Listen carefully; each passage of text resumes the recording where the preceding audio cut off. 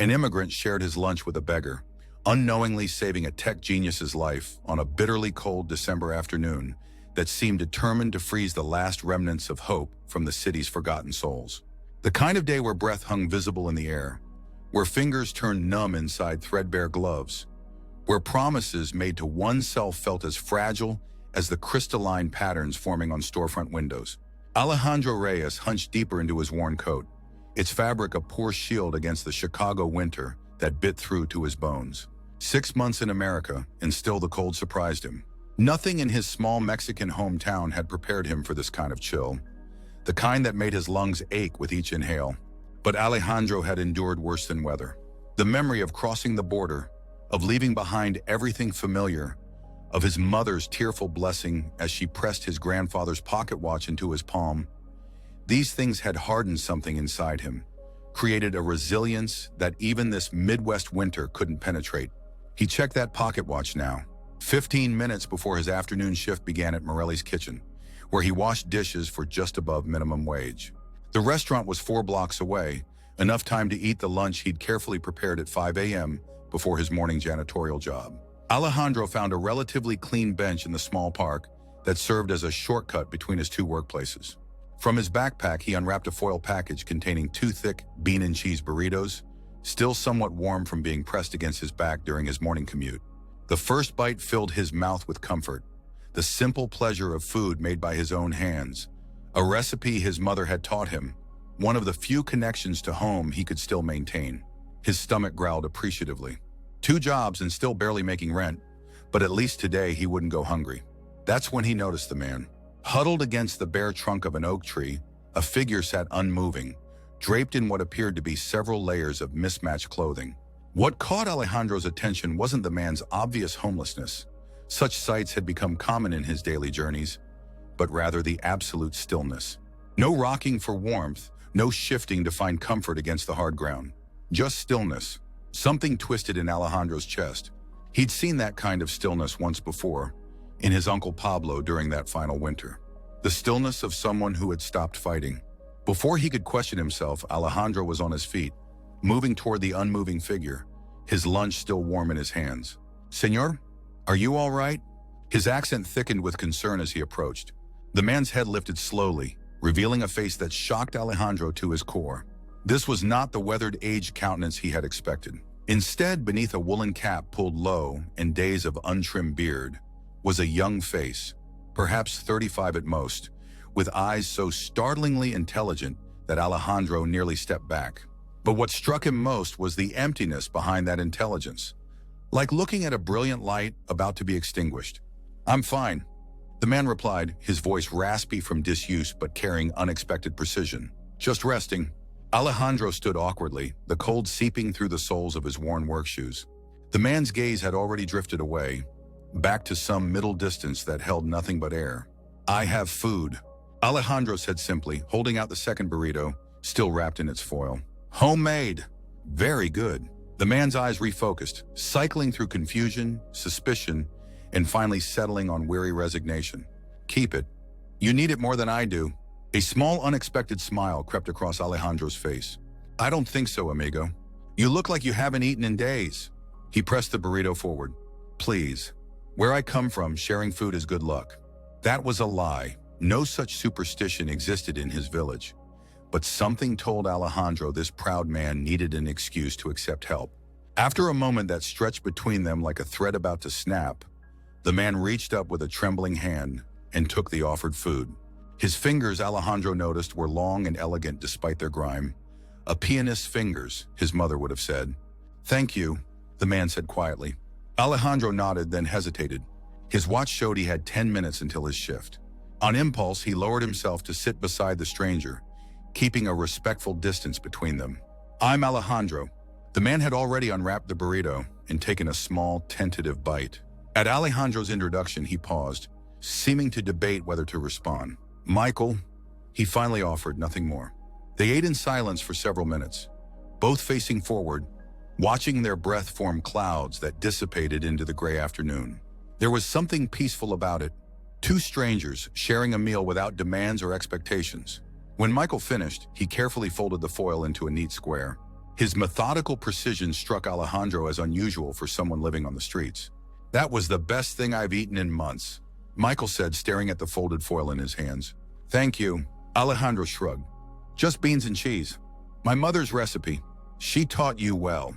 Alejandro's watch showed 3 minutes until his shift. He stood brushing crumbs from his pants. "I have to go." "Work." Michael nodded, his eyes meeting Alejandro's with unsettling directness. "What kind of work?" "Dishes. At Morelli's. My second job today." Alejandro wasn't sure why he added that last detail. Perhaps a small pride in his work ethic, or maybe just the rare pleasure of conversation. Something flickered in Michael's expression. Recognition, perhaps. "On Harrison Street?" "Yes." "You know it?" "I used to." Michael trailed off, then shook his head. "It was a long time ago." Alejandro hesitated, feeling the pull of responsibility against the tug of compassion. "Listen, behind the restaurant, after 9 when we close, sometimes there is good food they throw away. Clean in containers, still good. The owner doesn't care if we take it." It was another small lie. Mr. Morelli would probably fire him if he knew. But Alejandro had been carefully rescuing untouched food from the garbage for months now, distributing it to an elderly couple in his building and occasionally to the homeless woman who slept in the alley behind his apartment complex. Michael's eyes narrowed slightly. "I'm not looking for charity." "Not charity," Alejandro replied firmly. "Just better than wasting. Come or don't come. Your choice." He turned to go, then added over his shoulder, "But the tiramisu is very good. Worth coming for." With that, he hurried away, already calculating how many extra dishes he'd need to wash to make up for his lateness. Behind him, Michael Harrington watched the immigrant disappear around the corner, the taste of homemade food still on his tongue, the first warm thing to enter his body in days. He looked down at the perfectly folded foil in his hands, evidence of a small kindness in a world that had shown him none for longer than he cared to remember. Once he'd been worth $90 million on paper. Once his name had graced the cover of Wired magazine as the architectural genius behind next-gen computing. Once he'd delivered keynote speeches to auditoriums filled with the tech industry's brightest minds. Now he was just a man with a carefully folded piece of foil and the lingering taste of someone else's generosity. Michael tucked the foil into his coat pocket and pulled himself to his feet. His body protested. 3 nights sleeping upright in a 24-hour laundromat followed by a day in the park had left his muscles stiff and uncooperative. But something unfamiliar stirred in his chest as he gathered his few possessions into the backpack that contained all that remained of his former life. It might have been hunger now temporarily satisfied. It might have been the simple human connection after months of invisibility, or it might have been something more dangerous, the faintest flicker of what felt suspiciously like hope. Whatever it was, it carried his feet forward, propelling him toward Harrison Street and the promise of tiramisu, even as his mind warned him that hope was the cruelest delusion of all. 9 hours later, Alejandro's hands were red and raw from hot water and industrial cleaning solution. His back ached from standing, and his feet felt swollen inside his shoes. But his shift was finally ending, and Mr. Morelli had been in a generous mood, allowing the staff to take home the remains of a chocolate hazelnut cake that had been overbaked and deemed unfit for customers. As he slipped into the alley behind the restaurant, carefully balancing a small stack of containers with salvaged food, Alejandro found himself scanning the shadows, looking for a familiar figure. The disappointment he felt at finding the alley empty surprised him. Why should he care if a stranger took his advice? He arranged the containers neatly beside the dumpster, where they would be visible but not obvious, his usual system, and turned to leave. "I didn't think you'd actually come out here." The voice from the shadows startled him. Michael stepped forward, his tall frame materializing from the darkness near the fence that enclosed the small employee parking area. Alejandro recovered quickly, gesturing toward the containers. "Like I said, good food. Would be wasted." Michael approached cautiously, as if expecting the offer to be withdrawn. "Won't you get in trouble?" "Only if someone tells." Alejandro shrugged. "You gonna tell, Michael?" The ghost of a smile crossed Michael's face. "My lips are sealed." Alejandro nodded toward the containers. "Take what you want. The cake is very good. Chocolate with..." He searched for the English word, hazelnuts. Michael knelt to examine the offerings, his movements precise despite his disheveled appearance. "You do this often?" "When I can." "Not much, but..." Alejandro trailed off, suddenly self-conscious. "But it matters," Michael finished for him. He looked up, his eyes reflecting the dim light from the service entrance. Why? The question caught Alejandro off guard. Why what? Why help me? Why help anyone? You're clearly struggling yourself. Michael gestured vaguely at Alejandro's worn clothing, his obviously tired posture. Alejandro considered the question. When he spoke, his voice was quiet but firm. My first week in Chicago, I had no job, very little money. I got lost trying to find a work agency. It was raining. A woman, old black woman with a purple umbrella. She saw me looking at a map, getting soaked. She shared her umbrella, walked 3 blocks out of her way to show me where to go. He smiled at the memory.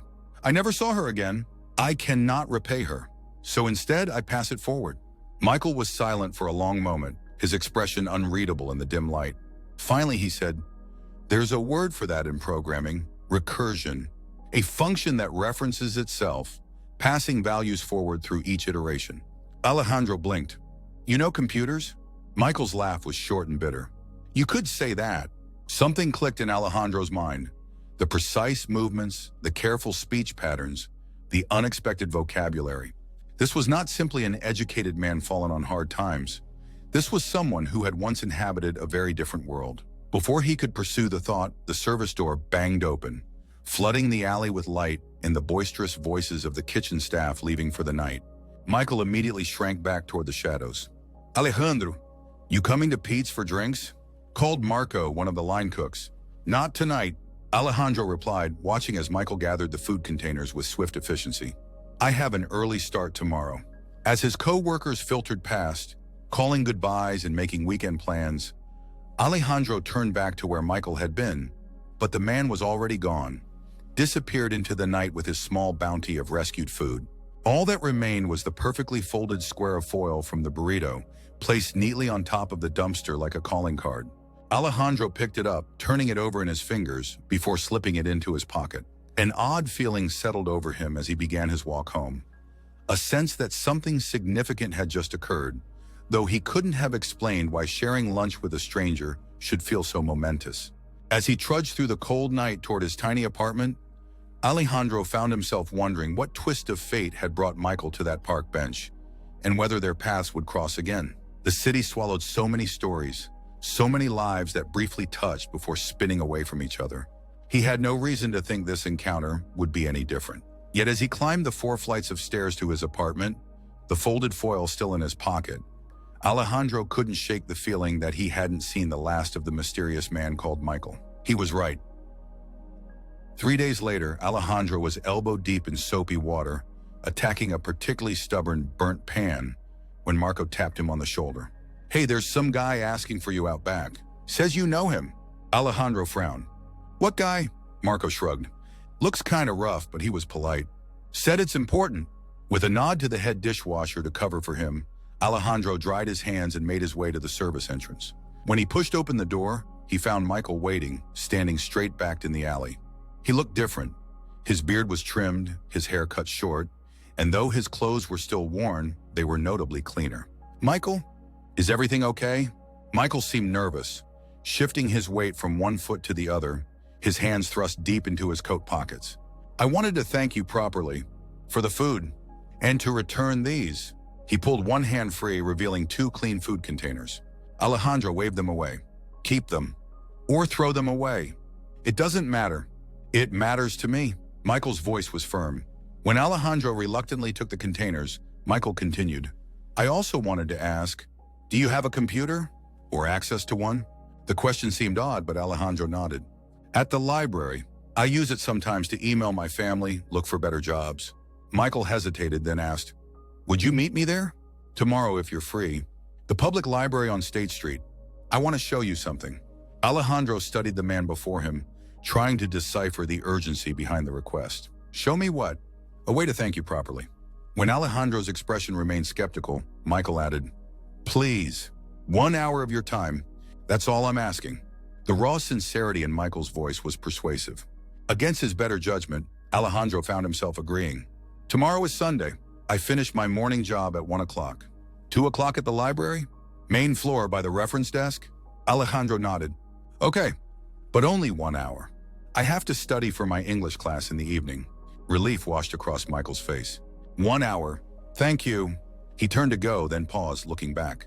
You won't regret this, Alejandro. As Michael walked away, his stride more purposeful than it had been in the park, Alejandro couldn't help wondering what he'd just committed to. In a city where trust often came at a high price, he had just agreed to meet a man he barely knew, a man who until recently had been living on the streets. Yet something told him that Michael's request wasn't dangerous, at least not in the conventional sense. There had been desperation in those intelligent eyes, yes, but not the kind that threatened violence.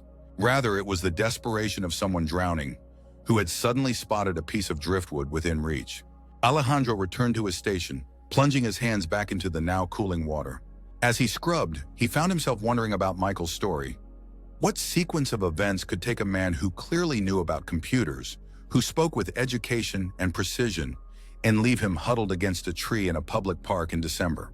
The next day would provide answers, though not the ones Alejandro expected. And those answers would irrevocably alter the course of both their lives.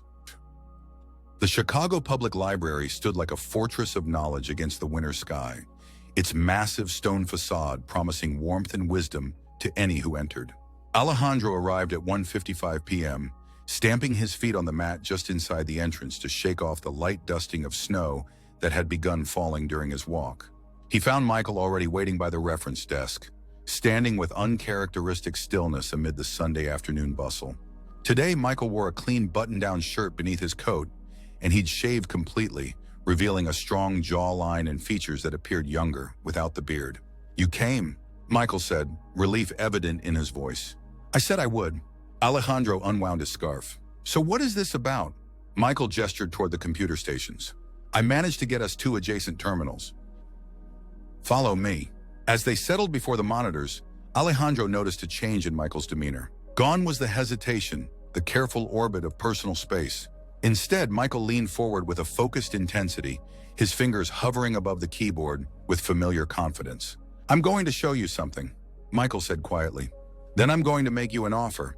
You're free to walk away, no questions asked, but I'm hoping you won't." Intrigued despite his reservations, Alejandro nodded. Michael began typing, his fingers flying across the keyboard with impressive speed. Multiple windows opened and closed. Commands Alejandro didn't recognize filled the screen. After several minutes of this, Michael paused and turned to him. "What I'm about to tell you will sound improbable, but I can prove every word." He took a deep breath. "My name is Michael Harrington.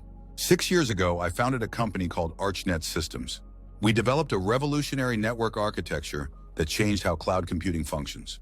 3 years ago, my business partner and I had a disagreement about the company's direction. He wanted to sell our technology to the highest bidder. I refused." Michael's eyes darkened with the memory. There was a legal battle. Victor had better lawyers, deeper pockets. He also had evidence, fabricated but convincing, that I had stolen code from our previous employer. I was forced out of the company I built. The legal fees wiped out my savings. Then Victor made sure I was blacklisted throughout the industry. Alejandro listened with growing disbelief. "You're saying you were a... What do you call it? A tech executive? A tech founder. And yes," Michael's mouth twisted in a bitter smile, "worth $90 million on paper at our peak valuation. For all the good it did me. But surely you had friends, family? I was an only child. My parents died before the company took off." "As for friends," Michael shrugged, "when you're building a startup, you don't have time for much else. The few friends I had were in the industry. After Victor's smear campaign, no one wanted to risk their career by associating with me. So you ended up on the streets?" The story seemed too dramatic to be true. "Not immediately. I fought for almost 2 years. Tried to start over with a new project. But Victor was thorough. No investor would touch me. Eventually, the money ran out. Then the apartment, then the hotel rooms, then the hostel beds." Michael's clinical recitation couldn't quite mask the pain beneath. "It's surprisingly easy to disappear when there's no one looking for you." Alejandro sat back, trying to process this information. "Why are you telling me this?" Michael leaned forward, his eyes intense. "Because 3 days ago, you did something no one has done in years. You saw me as a person, not as a problem, not as a project, not as something to be avoided, just as a person worthy of sharing lunch with." His voice dropped. "You have no idea what that meant." Before Alejandro could respond, Michael turned back to the computer. "But this isn't about gratitude. This is about opportunity for both of us. With several more keystrokes, Michael opened a page of dense code. This is what Victor didn't get when he forced me out. The core algorithm for my new project, a distributed computing system that can process data using a fraction of the energy of current methods. It's revolutionary, potentially worth billions with the right applications. And you still have this code? Alejandro asked, increasingly confused about where this conversation was heading. I memorized it. When Alejandro's eyebrows rose in disbelief, Michael added, eidetic memory, both a gift and a curse. I couldn't access it for a while. When you're focused on survival, higher cognitive functions tend to take a back seat. But after you helped me, it started coming back. Michael closed the code window and opened a simple text document. Here's my proposal. I need a partner. Someone to be the face of a new company while I rebuild in the background. Someone Victor won't recognize or suspect. Someone with integrity. He looked directly at Alejandro. I'm offering you 25% ownership in what will become a multi-million-dollar company in exchange for your help launching it. Alejandro stared at him, waiting for the punchline.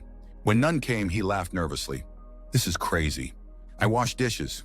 I clean offices. I know nothing about technology. You don't need to.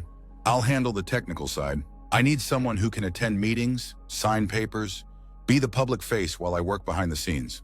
Once we've secured initial funding and the product is ready, I can emerge as the technical advisor you brought on. Alejandro shook his head, overwhelmed. Why would you trust me with this? You don't know me. Michael's expression softened. You shared your lunch with a stranger who had nothing to offer in return. That tells me everything I need to know about your character. He paused. Besides, I have nothing left to lose. And if I say no, then you walk away and tomorrow I'll be back at square one. No hard feelings. Alejandro sat silently, his mind racing. The rational part of him screamed that this was absurd. Possibly a scam, certainly a risk. Yet another part, the part that had left Mexico with nothing but a pocket watch and a promise to his mother, whispered that the greatest opportunities often appeared in the most unlikely disguises. I need time to think, he finally said. Michael nodded, unsurprised. Of course, but we would need to move quickly if we decide to do this. I've been using the library computers to research small investors who might be willing to take a chance. I've identified 3 possibilities. How would this even work? I have 2 jobs. I can barely speak proper English. Your English is better than you think. As for the jobs, you'd need to keep them initially. Our first goal would be securing enough seed funding to pay you a small salary. Michael's eyes gleamed with a determination that transformed his face. Alejandro, what if, instead of washing other people's dishes for the next 30 years, you could build something meaningful? Something that changes lives? The question hit Alejandro like a physical blow. How many nights had he lain awake in his tiny apartment, wondering if this was all his new life would hold? How many times had he written to his mother, embellishing his circumstances to spare her worry? The promise of something more, something he could truly be proud of. 1 week, Alejandro said firmly. Give me 1 week to think about this. Michael's shoulders relaxed slightly. 1 week. I'll be here next Sunday, same time. If you don't show up, I'll understand. As they stood to leave, Michael held out his hand. Regardless of what you decide, thank you for listening. And for the burrito, Alejandro shook the offered hand, noting the strength in Michael's grip despite his recent hardships. Where will you stay? Until next Sunday? I've managed to scrape together enough for a few nights at a shelter on Wilson Avenue. After that, he shrugged with forced nonchalance. I'll figure something out. The simple statement, delivered without self-pity, made Alejandro's decision before he even realized he'd reached one. I have a couch, he heard himself saying. It's not comfortable, and my apartment is very small, but it's warm. You can stay until Sunday while I think about your offer. Michael's expression registered shock, then caution. Are you sure? Alejandro wasn't sure at all. This could be the worst decision of his life, or it could be the best. Either way, he couldn't leave this man, this strange, brilliant, fallen tech genius, to face another night of uncertainty. Yes, he said more confidently than he felt, but you have to help with dishes. And no loud music. The joke, small as it was, broke the tension. Michael's laughter, genuine and unguarded, transformed his face entirely, revealing the man he must have been before life intervened. Deal, Michael said, eyes bright with something that looked remarkably like hope. No loud music. As they walked together into the snowy afternoon, neither man could have predicted how completely their lives were about to change, or how their unlikely partnership would eventually transform not just their own futures, but the futures of countless others caught in cycles of desperation and invisibility. The journey from that moment would not be easy. There would be setbacks, moments of doubt, near failures that threatened to undo everything they built. But it would begin, as the most important journeys often do, with a simple act of human connection: an immigrant sharing his lunch with a beggar, unknowingly saving a tech genius's life, and in the process, finding the path to saving his own. The following months unfolded like a fever dream for Alejandro. By day, he continued his punishing schedule of janitorial work and dishwashing. By night, he entered Michael's world of code, algorithms, and business strategies. Michael proved to be a patient teacher and a man of his word. He slept on Alejandro's lumpy couch for exactly 1 week, during which time he cooked elaborate meals from whatever meager ingredients were available, kept the tiny apartment spotless, and spoke not a word about his proposal until the 7th day. When Sunday arrived, Alejandro was ready with his answer. "Yes," he said simply over the breakfast Michael had prepared. "I will be your partner." Michael's face broke into that transformative smile. "You won't regret this." "I already regret it," Alejandro replied with a nervous laugh. "But my mother always said I was too stubborn to take the easy path." That same day, they began transforming Alejandro's small dining table into command central for what they decided to call Phoenix Systems, a name that made Michael smile with private satisfaction. Their first challenge was creating a legitimate business presence with virtually no resources. Michael had Alejandro open a business bank account with $200, nearly all of Alejandro's emergency savings. They created business cards at the library's print station, designed a simple website, and drafted a business plan that explained their vision in terms that even Alejandro could understand and articulate. The key, Michael explained, is securing a meeting with Eliza Chen. She's a small angel investor who specializes in taking chances on unproven founders. She was an immigrant herself, came from Taiwan with nothing, built a small fortune in real estate before moving into tech investments. Why would she meet with us? We have nothing to show her. We have the concept, and we have a compelling story. You're an immigrant entrepreneur who's identified a market inefficiency in data processing. You've partnered with a technical advisor who's helping develop the solution. Alejandro frowned. That feels like lying. It's strategic truth-telling. Michael countered. You are an immigrant entrepreneur. You have identified a market inefficiency through me.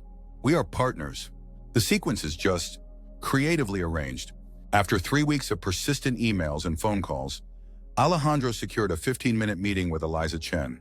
The night before, Michael drilled him relentlessly on the pitch, correcting his pronunciation, simplifying technical terms, and coaching him on answering potential questions.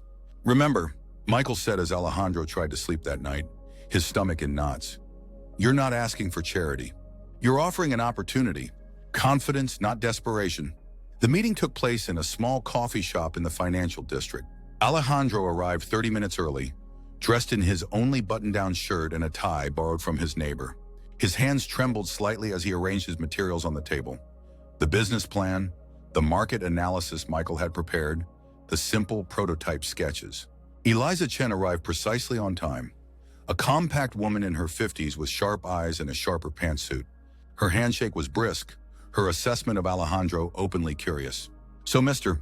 Reyes," she said after ordering a black coffee, "tell me why I should invest in Phoenix Systems." Alejandro took a deep breath and began the pitch they had rehearsed dozens of times. To his surprise, the words flowed more naturally than he expected, his passion for what they were building overriding his anxiety about his accent or limited technical vocabulary. When he finished, Eliza studied him with unnerving intensity. "Your technical background seems limited for someone proposing such an advanced solution. That's why I have a technical partner," Alejandro replied following the script. "He's developing the prototype while I handle the business side. And this partner is a senior developer who prefers to remain in the background until we're further along." The half-truth felt uncomfortable on Alejandro's tongue, but he pushed through. "He has personal reasons for this arrangement." Eliza's eyebrow rose skeptically. "That's unusual. So is our solution," Alejandro countered, surprising himself with his boldness. A small smile flickered across Eliza's face. "Mr. Reyes, I've been doing this for 15 years. Do you know what I've learned to look for in founders?" Alejandro shook his head. "Hunger, not desperation. That's different. Hunger is the drive that keeps you going when everything seems impossible. The determination to succeed not just for yourself, but because you believe in what you're building. She leaned forward. You have that hunger. I can see it. She reached for the business plan, flipping through it with practiced efficiency. The concept is intriguing, though without seeing the actual algorithm, I can't evaluate its viability. But I'm willing to take a small gamble. Alejandro's heart raced. What does that mean? It means I'll give you $50,000 in seed funding for 10% equity, contingent on meeting my technical advisor and showing a working proof of concept within 90 days. The amount, so much larger than anything Alejandro had dared hope for, left him momentarily speechless. If you can't deliver, Eliza continued, I lose my investment. If you can. Her smile widened. Then we'll talk about next steps. Alejandro managed to maintain his composure through the remainder of the meeting, through signing the preliminary agreement, through shaking Eliza's hand as she departed. Only when he was alone did he allow himself to feel the full weight of what had just happened. He rushed back to the apartment, taking the stairs two at a time, bursting through the door to find Michael hunched over his newly acquired laptop, purchased from a pawn shop with their minimal business funds. She said yes, Alejandro announced, breathless. $50,000. Michael's head snapped up, disbelief written across his features. 50? We were hoping for 20 at most. 10% equity, 90 days to show a working proof of concept. Alejandro collapsed onto the couch, suddenly exhausted. And she wants to meet with you, my mysterious technical partner. Michael's celebration faded. That could be complicated. We'll figure it out. Alejandro's confidence surprised even himself. We have 90 days. That night, they celebrated with takeout from the Thai restaurant down the street, an extravagance Alejandro hadn't allowed himself since coming to America. As they ate from cartons spread across the coffee table, the reality of their situation sank in. What happens now? Alejandro asked. Michael's expression turned serious. Now the real work begins. I need to translate the algorithms in my head into functional code. We need to secure proper development equipment. And you, he pointed his chopsticks at Alejandro, need to learn enough about what we're building to explain it convincingly. And my jobs? Keep them for now. Once the funds come through, we can pay you a minimal salary, enough to quit one job at least. Alejandro nodded, a strange mixture of terror and exhilaration coursing through him. Can we really do this, Michael? Michael's eyes met his, and in them Alejandro saw not just determination, but absolute certainty. Yes, we can do this. For the first time since coming to America, Alejandro allowed himself to believe that his future might hold something more than endless days of manual labor. Something worthy of the sacrifice his family had made in letting him go. Something that would make his mother proud. What he couldn't yet see was how this partnership would test not just his professional capabilities, but his very understanding of success, failure, and redemption. Or how the next 90 days would change both men in ways neither could possibly anticipate. The promised funds arrived 3 days later, deposited directly into the Phoenix Systems business account. Michael immediately went to work, transforming Alejandro's tiny apartment into a makeshift development lab. A proper desk replaced the dining table. 2 high-performance computers appeared, along with monitors, keyboards, and a whiteboard that nearly covered one wall. Alejandro quit his morning janitorial job, focusing now on evening dishwashing and daytime immersion in Michael's world. Their routine quickly established itself. Mornings spent on development, with Michael coding furiously while explaining concepts to Alejandro. Afternoons dedicated to business development, with Alejandro making calls, sending emails, and building their professional network. Evenings with Alejandro at Morelli's while Michael continued coding into the night. The transformation in Michael was remarkable. With proper nutrition, regular sleep, and the revival of his life's work, he seemed to grow younger by the day. His focus was laser sharp, his enthusiasm infectious. When technical problems arose, and they frequently did, he attacked them with relentless determination. Alejandro, meanwhile, discovered capabilities he never knew he possessed.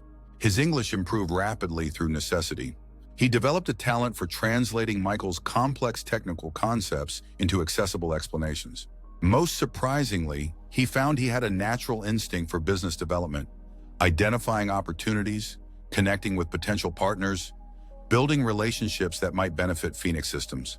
Yet beneath their progress lurked a constant anxiety, the 90-day deadline. Michael's algorithm, brilliant as it was, proved challenging to implement with their limited resources. Technical setbacks occurred weekly, and hovering over everything was the knowledge that eventually, Michael's identity would have to be revealed. 6 weeks into their journey, disaster struck. Alejandro returned from his dishwashing shift to find Michael sitting in darkness, his face illuminated only by the glow of his computer screen. "What's wrong?" Alejandro asked, flipping on the light. Michael didn't look up. Victor's company just announced a new product, a distributed computing solution for energy efficiency. The blood drained from Alejandro's face. "Like ours?" "Not exactly. Their approach is different, less elegant, more brute force. But the market positioning is identical." Michael finally looked up, his expression haunted. "He's trying to beat us to market." "How could he know what we're doing? We've told almost no one." "He doesn't know. But he knows me, how I think, what problems interest me. He's guessing where I'd go next." Michael ran a hand through his hair. "And he has resources we can only dream of." Alejandro sank onto the couch. "What do we do?" Michael was silent for a long moment. Then his expression hardened with resolve. "We accelerate. Their solution is inferior. I can tell from the technical specifications in the press release. If we can get our prototype working before their product launch..." "When is the launch?" 6 weeks. Right around our deadline with Eliza." The coincidence was too perfect to be accidental. Somehow, word of their project had leaked. Whether through careless conversation or deliberate espionage didn't matter now. What mattered was their response. "Then we work harder," Alejandro said simply. "I'll quit Morelli's. We'll use more of the investment for living expenses." Michael shook his head. "We need those funds for development. Then I'll find something part-time. We can work." Alejandro's tone brooked no argument. "You need me here, focused on this." The next morning, Alejandro gave notice at Morelli's, explaining that a family matter required more of his time. Mr. Morelli, who had grown fond of his hard-working dishwasher, offered him weekend shifts, exactly what Alejandro had hoped for. With their new schedule, Phoenix Systems became a round-the-clock operation. Michael coded while Alejandro slept. Alejandro handled business matters while Michael took brief naps. They ate standing up, often forgetting meals entirely until one reminded the other. The whiteboard filled with diagrams, equations, and to-do lists that grew faster than they could check items off. 3 weeks before their deadline, Michael hit a breakthrough. At 4 in the morning, his triumphant shout woke Alejandro from a dead sleep. "It works. The core algorithm works." Alejandro stumbled to the desk, bleary-eyed but immediately alert. On the screen, a visualization showed data flowing through their system at speeds that made previous methods look glacial. "Is that..." "Yes. The proof of concept." Michael's face glowed with exhausted victory. "We still need to package it properly, create the demo for Eliza, but the hard part is done." Alejandro clasped Michael's shoulder, emotion welling in his throat. "You did it. We did it." Michael corrected. "I couldn't have done this without you." The simple acknowledgement, validation of all Alejandro had sacrificed these past months, nearly undid him. He turned away, blinking rapidly to dispel the sudden moisture in his eyes. The final 3 weeks passed in a blur of refinement and preparation. They created a demonstration that even a non-technical investor could appreciate, showing how their solution processed data while consuming 70% less energy than standard methods. They prepared documentation, presentations, and market analyses. And finally, they confronted the elephant in the room, Michael's identity. "I need to meet her as myself," Michael declared. "No more hiding. What if she recognizes your name? What if she's heard the rumors? Then we'll deal with it honestly. Tell her everything, the partnership, the backstory, the truth about Victor." Michael's expression was determined. "I'm done living in shadows, Alejandro. Whatever happens, I face it as myself." The night before their meeting with Eliza, Alejandro could barely sleep. Everything they'd worked for came down to tomorrow's presentation. If she rejected their proof of concept, or worse, rejected Michael once his identity was revealed, they'd lose not just her investment, but any chance of finding another investor before Victor's product launched. Around midnight, Alejandro gave up on sleep and joined Michael, who was making final adjustments to their presentation.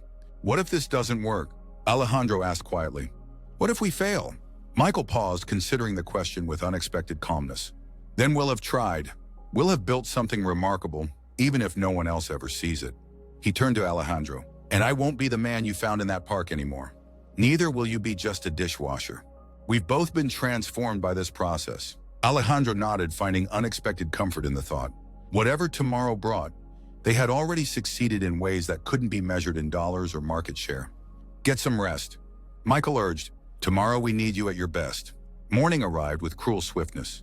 They dressed carefully, Michael in a borrowed suit that fit his tall frame surprisingly well, Alejandro in new clothes purchased specifically for this meeting.